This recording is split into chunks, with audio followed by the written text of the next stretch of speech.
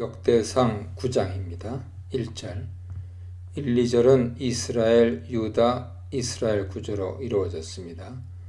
온 이스라엘이 그 계보대로 계수되고 유다가 죄를 범함으로 바벨론 포로가 되고 다시 이스라엘이 예루살렘에 돌아오게 됩니다. 역대기 저자는 포로 이전 이스라엘의 계보와 돌아온 이스라엘 백성 사이에 유다의 범죄를 삽입함으로써 이스라엘이 포로 생활하게 된 책임을 유다에게 물으려 합니다. 이는 통일된 온 이스라엘의 회복에 대한 책임도 유다에게 있음을 강조하기 위함이죠. 온 이스라엘의 죄와 회복에 대한 책임을 유다가 지듯이 예수님이 다윗의 후손으로 오셔서 모든 백성의 죄를 담당하시고 구원을 이루셨습니다. 2절입니다. 느디님은 본래 이방인이었지만 성막에서 굳은 일을 하도록 레위인에게 공급된 자들입니다. 여호수아 9장 23절에 보면 기브온 백성은 이스라엘을 속인 대가로 레위인에게 부속되어 성막에서 물을 기르며 나무 패는 일을 했습니다. 민수기 31장 30절에도 모세가 레위인의 성막 봉사를 돕기 위해 미디안 전쟁 포로들을 레위인에게 넘겨줬습니다. 느디님은 본래 이방인이었지만 포로 후에는 제사장 레위인들과 함께 당당하게 예루살렘 정착 명단에 이름을 올립니다. 에스라 8장 20절 보세요. 이들은 더 이상 이방인이 아니라 당당한 성막 봉사자가 되었습니다. 하나님 나라는 모든 백성과 열방을 향해 열려 있습니다. 10절로 13절입니다. 여다야, 여호야립, 야긴, 말기야, 임멜은 역대상 24장에 나오는 다윗 왕이 조직한 24반차를 따른 제사장 이름과 같습니다. 또한 아사랴, hil기야는 요시야 왕 때 세워진 대제사장이죠. 이것 때문에 역대상 9장의 족보가 포로 이전의 족보라는 주장도 있지만 여기 나온 이들의 이름은 포로 귀환 명단이 실린 느헤미야 11장 10절 이하에도 나옵니다. 따라서 이들 명단은 단지 한 개인의 이름이라기보다는 제사장 가문의 이름이라고 보는 것이 더 타당할 것입니다. 느헤미야 11장 12절로 14절에는 1192명의 제사장이 있었다고 기록되어 있는데 역대상 9장 13절에는 1760명으로 기록되어 있습니다. 초기 정착한 제사장들의 수가 지속적으로 성장하고 있다는 것을 알 수 있죠. 포로가 되는 엄청난 역사의 격변 속에서도 하늘과 땅을 잇는 제사장 직분은 이어지고 있었습니다. 14, 15, 16, 33절입니다. 33절에 언급된 찬송하는 자들은 14절로 16절에 기록된 레위 지도자들을 가리킵니다. 다윗의 성막과 솔로몬의 성전에서 봉사한 아삽은 그앗 자손을, 여두두는 무라리 자손을 대표하는 악장이었습니다. 이들은 골방에 거주하면서 주야로 하나님을 찬양했으며 찬양하는 일 외에 다른 일은 하지 않았습니다. 하나님을 찬양하는 일은 레위 지파 세 시족 게르손, 그앗, 무라리 가문에서 대표 한 사람씩 다 참여할 정도로 매우 중요한 일이었습니다.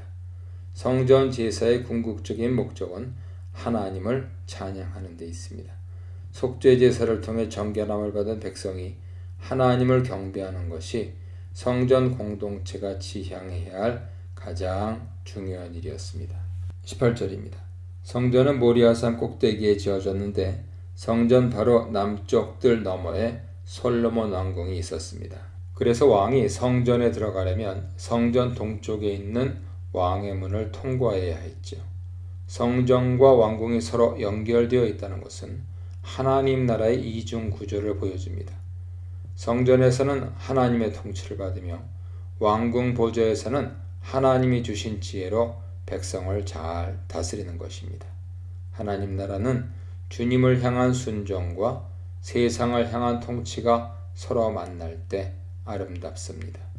성전으로 향하는 왕의 문은 왕을 위한 특권의 문이 아니라 성전과 세상을 연결시키는 겸손과 지혜, 거룩과 공의, 통치와 순종이 교차하는 문입니다.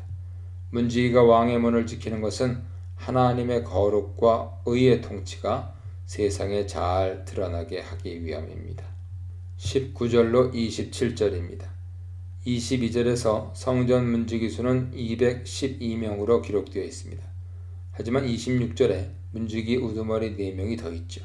그래서 문지기의 총수는 216명입니다. 매일 성전의 각 문을 지키는 데 필요한 수는 24명입니다. 제사장이나 찬송하는 자처럼 성전 문지기들도 24 반차를 따라 교대 근무했습니다. 주로 성전 문지기는 고라 자손이 담당했는데 사무엘과 같은 위대한 선지자도 성전 문지기직을 맡은 적이 있었습니다. 거룩한 성전 공동체를 지키는 성전 문지기직은 그 무엇과도 바꿀 수 없는 영광스러운 직분이죠. 사무엘상 3장 15절 보세요. 28절로 32절입니다. 어떤 이는 성막기구를, 어떤 이는 유향과 향품을, 어떤 이는 향기름을, 어떤 이는 전병을, 어떤 이는 진설하는 떡을 맡았습니다. 속죄 제사를 직접 인도하지 않더라도 성전 안에서는 해야 할 일이 많았습니다. 자질구레한 것처럼 보이는 일들이지만 성막 봉사에 꼭 필요한 일들이었습니다. 가치가 우선순위를 결정한다. 성공보다 소명이 부르는 곳으로 가야 한다. 탁월함은 유능함보다는 성실함이다에 대해 묵상해 보시기 바랍니다. 역대상 10장입니다. 1절, 2절, 14절. 철병 걸어 무장한 블레셋군은 아벡에 본부를 마련하고 해안도로를 타고 올라와서 이스라엘 진보다 더 북쪽에 있는 수넴의 진을 쳤습니다. 전투는 이스라엘 평원에서 벌어졌고 이스라엘군은 블레셋의 파상 공세에 밀려 길보아산 쪽으로 후퇴할 수밖에 없었습니다. 이스라엘은 마치 도간에 든 쥐처럼 포위되고 맙니다.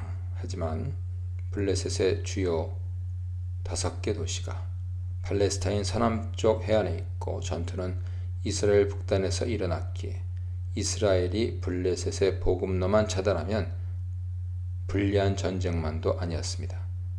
그러나 이스라엘이 블레셋에 패한 이유는 단지 전략의 부재가 아니라 하나님께서 그 전쟁에 함께 하시지 않았기 때문입니다. 사울 군대를 친 것은 블레셋이 아니라 하나님이셨습니다. 3, 4절입니다. 사울은 일생 동안 무언가에 다급하게 쫓겨 살다가 비참하게 생을 마감했습니다. 그는 왕이 되기 전에는 암나귀를 찾아 헤맸었고 왕이 된 후에는 제사장 없이 급하게 번제를 해치웠고 승리한 노획물에 정신이 팔려 하나님 말씀에는 신경도 쓰지 않았고 악한 영에 시달리다가 결국 신접한 여인을 찾습니다. 사무엘상 9장, 13장, 15장, 28장 보세요. 생의 마지막 순간에는 철병 걸어 무장한 블레셋 군대의 마음이 옥죄어 깊은 절망의 늪에 빠지게 됩니다. 물론 블레셋 군이 쏜 화살이 치명적이긴 했지만 그를 무너뜨린 결정적인 원인은 하나님의 그를 떠나셨기 때문입니다. 5, 6절입니다. 사울이 죽자 그를 지키던 부관도 함께 자살합니다. 그리고 그날에 사울의 세 아들 요나단, 아비나답, 말기수아도 전사합니다. 역대기 저자는 사무엘상 31장 6절에서처럼 그의 모든 사람이 다 그날에 함께 죽었더라 하지 않고 그 온 집안, 즉 사울 가문이 몰락했다고 전합니다. 역대기 저자는 다윗 왕국 이야기를 본격적으로 시작하기 전에 사울 왕권의 완전한 패망을 선포하고 있는 것이죠. 그러나 길보아 전투에서 사울의 후손이 모두 죽은 것은 아닙니다. 그의 아들 이스보셋과 요나단의 아들 무비보셋이 살아있었죠. 하지만 역대기 저자는 사울 가문이 다 죽었다고 말함으로써 하나님의 관심이 사울에게서 다윗으로 옮겨졌음을 드러냅니다. 7절로 10절입니다. 블레셋군은 이스라엘 지역을 접수하고 전리품을 챙기면서 사울의 시체를 발견했습니다. 블레셋 사람들은 사울의 머리를 베어 다곤 신전에 두고 몸은 벳산 성벽에 걸어두었으며 갑옷은 아스타롯 신전에 두어 블레셋에 사는 모든 사람들에게 이 소식을 전했습니다. 당시 적장의 목을 베어 효시하는 것은 전쟁의 승리를 알리는 것뿐만 아니라 대적이 그 땅에서 심판받았다는 것을 상징적으로 드러내는 것입니다. 엘리 제사장 시절 블레셋이 이스라엘의 언약궤를 빼앗아 다곤 신전에 안치했을 때 하나님의 궤 앞에서 다곤 신상의 목이 부러져 있었죠. 하지만 지금 다곤 신상 앞에 사울의 머리가 들여졌습니다. 하나님을 떠난 사울에게 하나님의 심판이 공적으로 임한 것입니다. 11, 12절입니다. 길르앗 야베스가 암몬에게 공격받았을 때 사울은 군대를 소집하여 암몬을 물리치고 길르앗 야베스를 위험에서 건진 적이 있었습니다.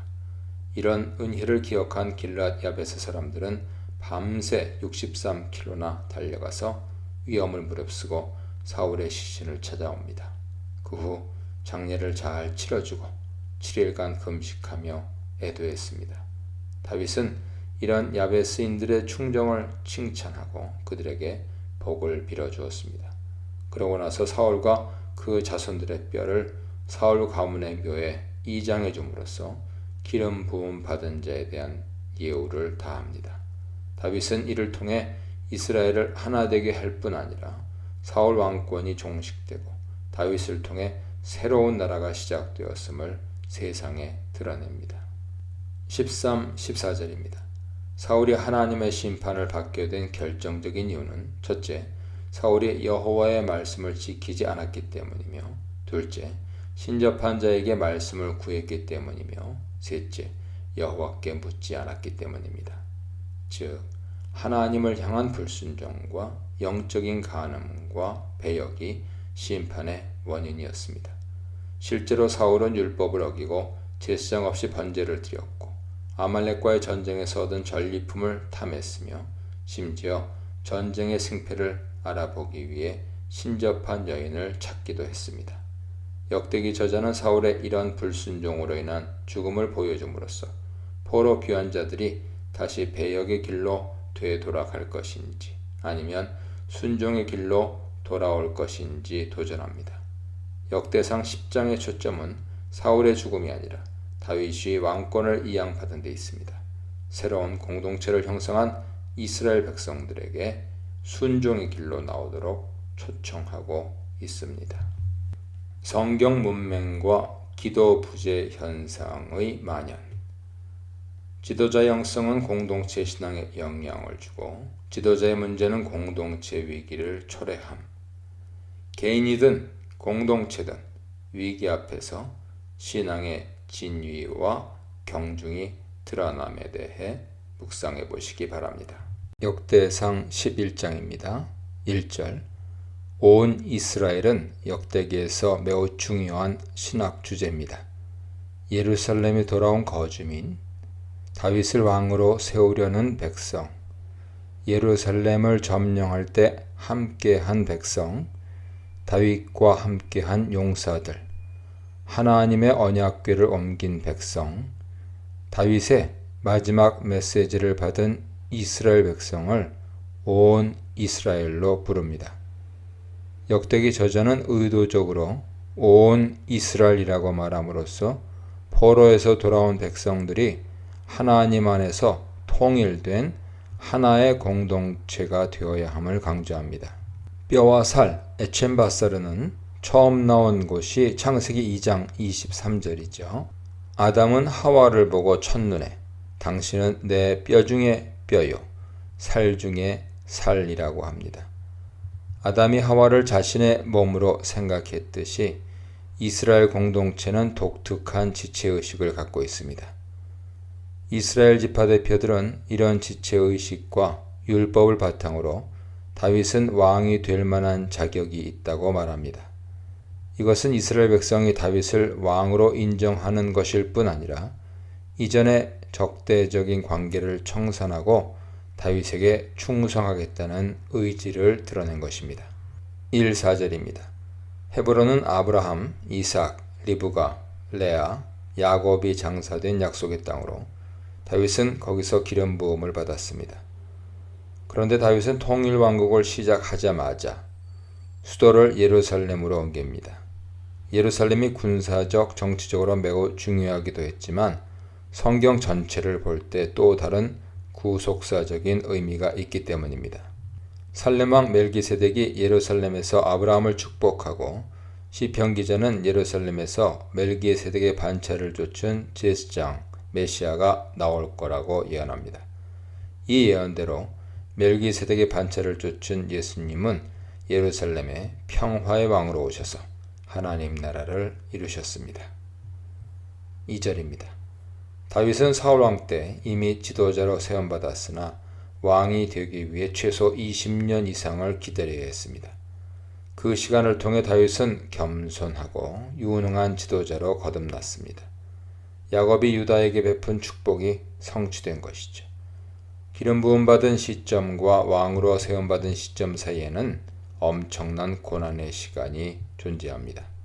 그 고난의 시간을 통과해야 하나님 나라의 약속이 실제가 됩니다. 3절입니다. 다윗은 통일 왕국의 왕이 되기 전에 모두 3번의 기름 부음을 받습니다. 첫 번째는 사무엘을 통해서, 두 번째는 유다 지파 장로들을 통해서, 그리고 마지막으로 온 이스라엘 대표들을 통해서 기름 부음 받습니다. 사무엘상 16장, 사무엘하 2장, 사무엘하 5장 참조하세요. 그런데 세 번째 기름 부음 받은 때는 이전과 달리 왕과 백성들 사이에 언약을 체결하는 의식을 치렀습니다. 원래 언약은 칼로 베다라는 의미로 언약 당사자가 그것을 어기면 죽음을 각오해야 한다는 맹세가 포함되어 있습니다. 왕과 백성이 하나님 앞에서 생명을 걸고 이와 같은 책임 서약을 하면서 언약 공동체가 시작됐습니다. 5절 8절입니다. 솔로몬은 다윗성을 북쪽으로 확장하여 그곳에 예루살렘 성전을 건축합니다. 다윗은 요압을 통해 예루살렘을 대대적으로 증수하는데 그것은 단지 정치적, 군사적 목적만이 아니라 앞으로 세워질 성전을 염두에 둔 것입니다. 역대기 저자는 줄곧 여호와께 예배드릴 곳은 오직 예루살렘 성전 하나밖에 없다는 것을 강조합니다. 그래서 역대기는 11장 12장에서 다윗의 용사들을 다룬 후 13장부터 하나님의 궤가 옮겨지는 장면으로 넘어가고 22장부터는 성전 건축을 위한 준비가 나옵니다. 다윗성은 하나님의 성전이 있기에 의미가 있습니다. 6절입니다.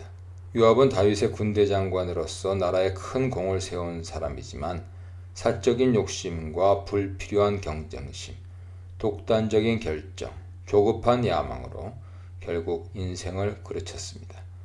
요압은 자신이 성취해야 할 일이라면 수단과 방법을 가리지 않고 했습니다. 그 과정에서 많은 사람들이 상처를 받았죠. 그는 400년 동안 무너지지 않았던 철옹성 같은 예루살렘을 수구, 무립구를 통해 습격하는 모험정신과 용기가 있었지만 그 용기를 제어할 믿음과 지혜가 부족했습니다. 9절입니다. 다윗은 시편 23편에서 주 여호와는 나의 목자라고 고백합니다. 이것은 다윗이 하나님을 왕으로 인정하는 것이죠. 다윗은 한 나라의 왕이었지만 자기보다 더 높은 왕이 하늘에 계심을 믿고 그분 앞에 겸손하게 엎드렸습니다.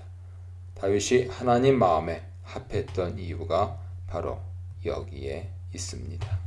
기다림을 무색해 하는 속도와 효율성의 시대인 현재에 신뢰이고 믿음인 기다리는 사람들. 기초가 부실한 건물은 늘 불안한데 내 인생은 어떠한가? 하나님 예비하신 창조의 장으로서 광야에 대해 묵상해 보시기 바랍니다. 10절입니다. 하나님 나라를 세우기 위해 온 이스라엘과 용사들이 몸을 아끼지 않고 다윗을 도왔습니다. 백성들이 이렇게 헌신적으로 다윗을 도왔던 이유는 하나님이 이미 20년 전에 사무엘을 통해 다윗을 왕으로 세우겠다고 하신 약속을 알고 있었기 때문입니다. 11절입니다. 야소보암은 엘르아살 삼마와 함께 다윗이 인정한 가장 용감한 세 용사 중 한 사람입니다. 그는 다윗이 블레셋 시글락에 도피했을 때부터 다윗과 함께 했으며 왕국이 세워진 뒤에는 이스라엘군의 12반열, 12달을 순서대로 24,000명 군사가 복무하는 시스템이죠. 12반열 중 첫째 달 반장이 됐습니다. 역대상 27장 1절 보세요. 하지만 그의 행적이 성경에 많이 기록되지는 않았습니다. 야소보암은 비록 화려하지는 않았지만 끝까지 자기의 자리를 지키며 하나님과 다윗 왕국을 위해 충성했습니다. 12절로 14절입니다. 엘르아살 역시 첫째 세 용사 중 한 사람이었으며 이스라엘군의 둘째 달 반장입니다. 엘르아살은 다윗과 함께 바스다밈에서 블레셋과 전투했습니다. 이곳은 이스라엘과 블레셋의 국경 지역으로서 자주 전투가 일어났던 곳입니다. 다윗이 골리앗을 이긴 곳이기도 하죠. 그러나 블레셋이 바스다밈을 공격했을 때 백성들은 도망치기에 급급했습니다. 절박한 상황에서 엘르아살은 끝까지 싸워 그 땅과 생명을 지켰습니다. 15절입니다. 목숨 걸고 베들레헴 우물물을 다윗에게 가져다 준 사람이 누구인가는 명확하지 않습니다. 학자들마다 의견이 다른데 어떤 학자들은 10절로 14절에 나오는 첫째 세 용사 야소보암 엘르아살 삼마라고 하며 또 다른 학자들은 20절로 25절에 나오는 둘째 세 용사라고 합니다. 대체로 많은 학자들이 둘째 세 용사 아비세, 브나야, 익명의 한 사람이라는 의견을 지지합니다. 16절로 19절입니다. 베들레헴에는 시원하고 깨끗한 냉수를 기를 우물이 있었습니다. 다윗은 이 물을 마시고 자랐습니다. 그런데 지금은 블레셋 때문에 그 물을 먹을 수 없게 됐습니다.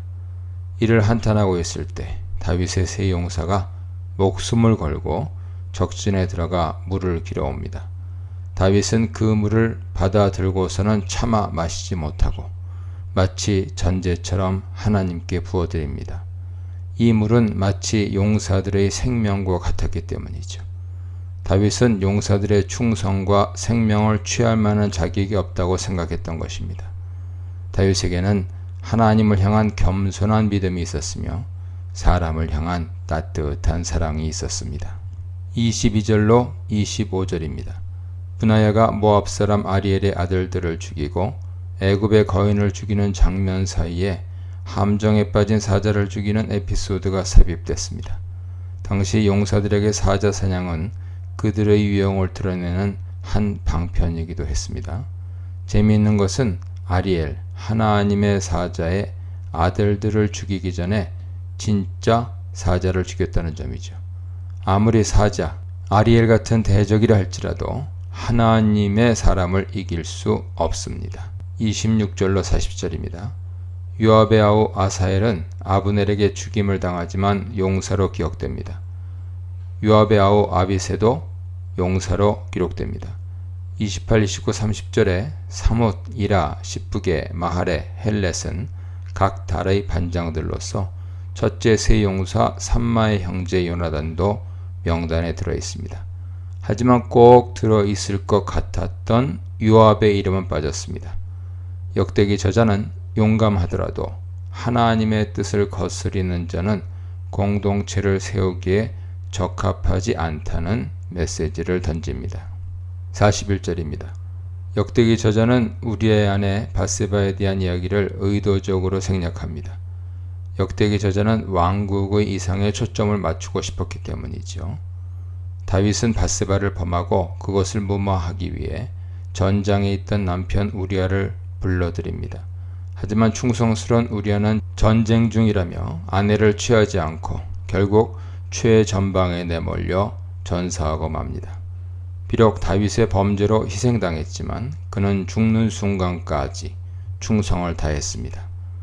이방인 출신이지만 왕국을 세우는 일에 아낌없이 자신을 드린 것입니다. 41절 하반절로 47절입니다. 41절 이하에 나오는 지명들은 주로 요단 동편 지역인데 특히 이방 용병들이 용사 명단에 들어 있습니다. 특히 예루살렘 총회에 들어올 수 없었던 모압 사람과 암몬 사람의 이름도 보입니다. 하나님 나라 용사가 되는 것은 단순히 혈통에 있지 않고 하나님을 향한 충성과 헌신에 달려 있다는 것을 알 수 있습니다.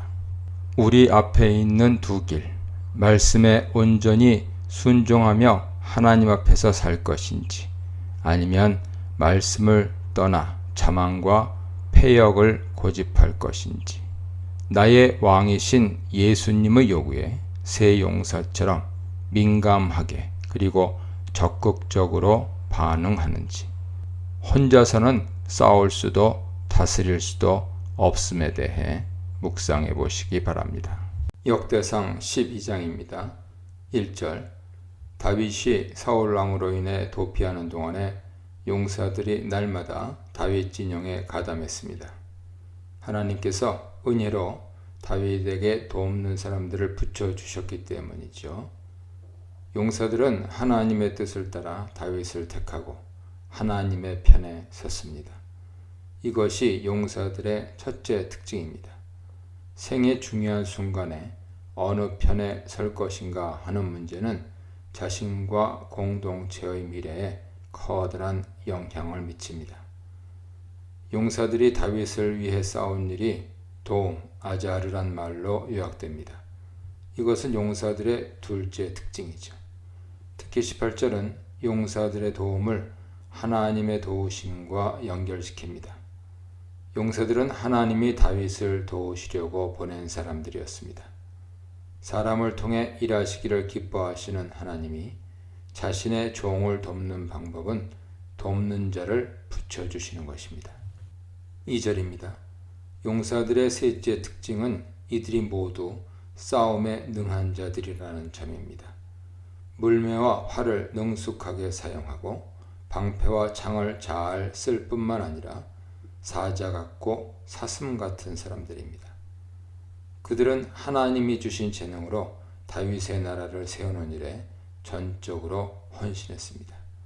은사는 개인적인 누림과 자랑을 위해 주신 것이 아니라 공동체의 유익을 위해 사용하도록 주신 것입니다. 2절로 7절입니다.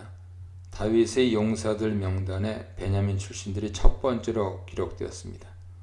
이들은 동족, 형제인 사울왕을 버리고 장래가 불확실한 도망자를 선택했습니다.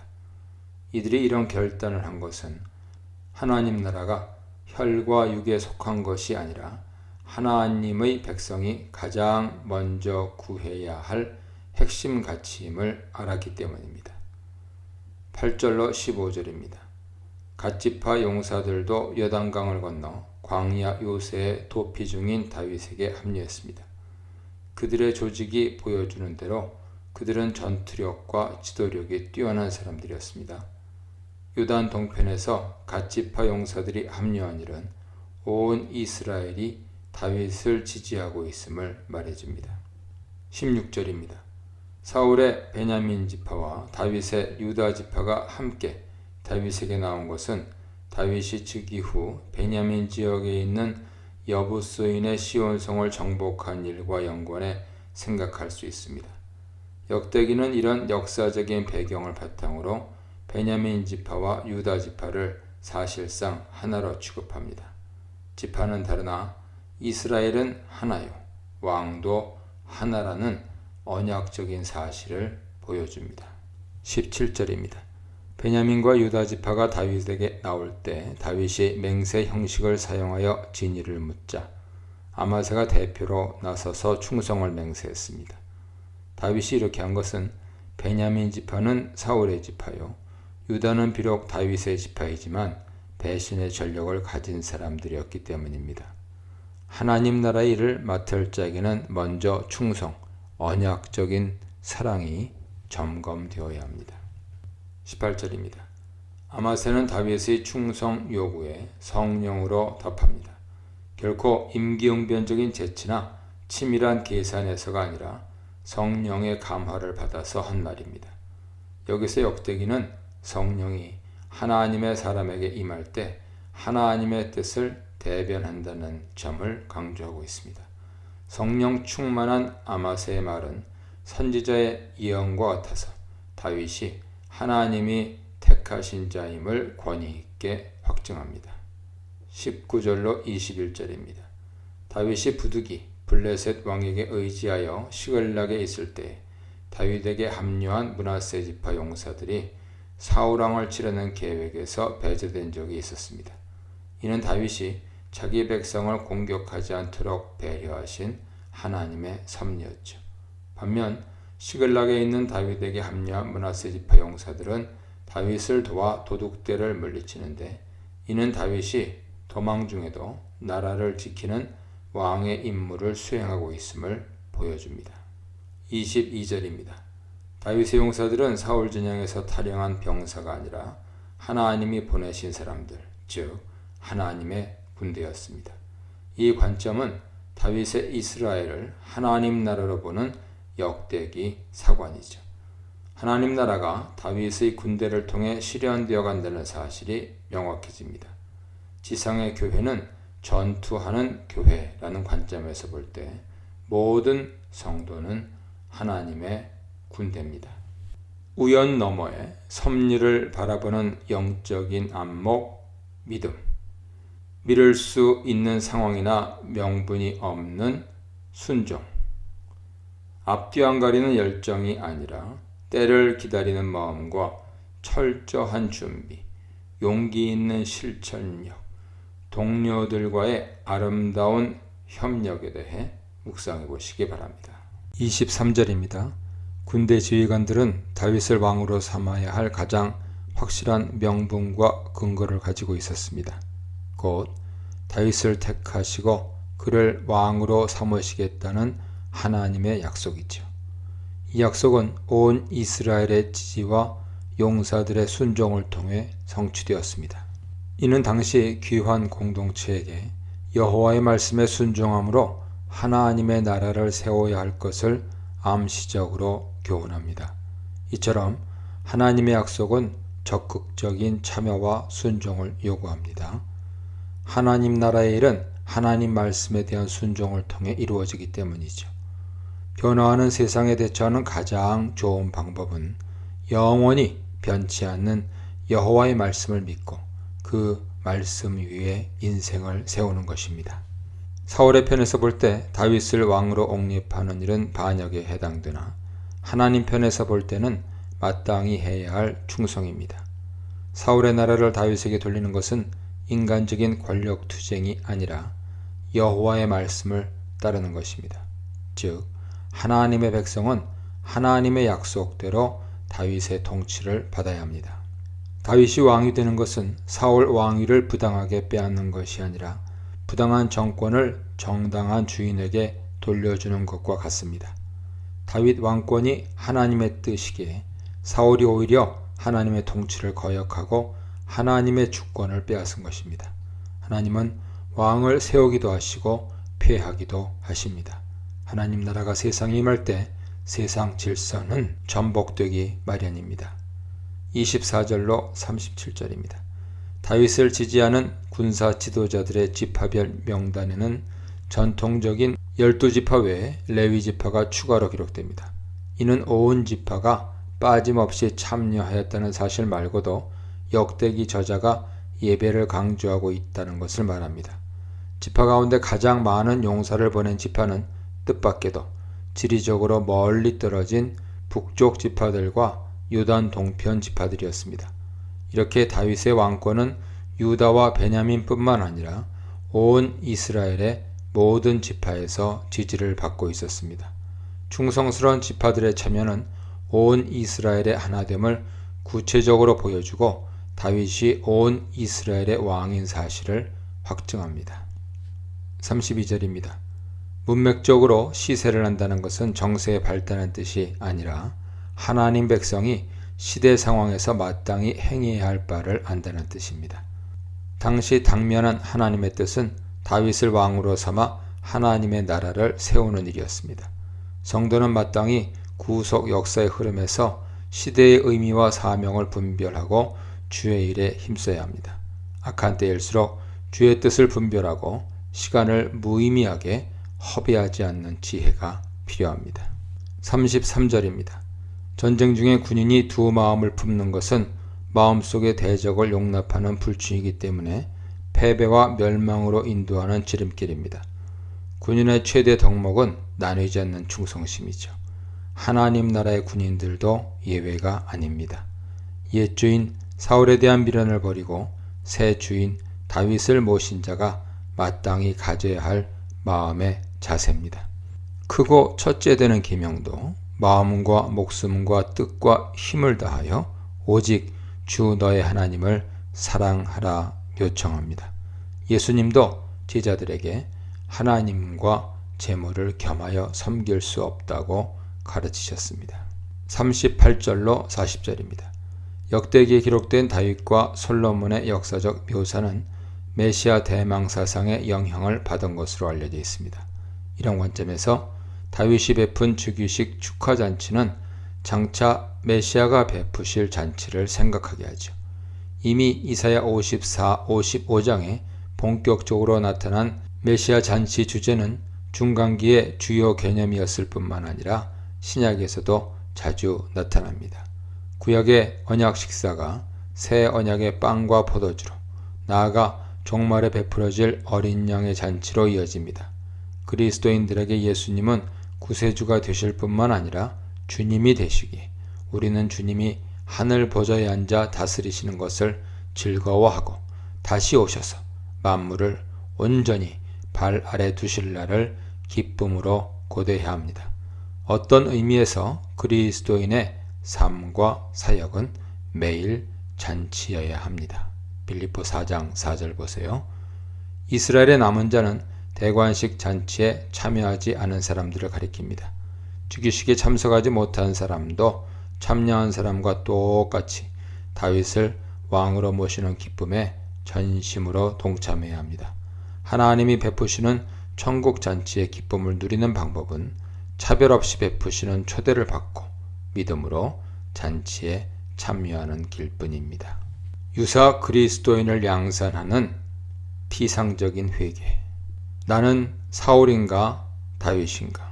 관용을 미덕으로 여기는 풍조에서 진리, 신앙, 사랑, 충성이 바뀌거나 타협되지는 않는가에 대해 묵상해 보시기 바랍니다.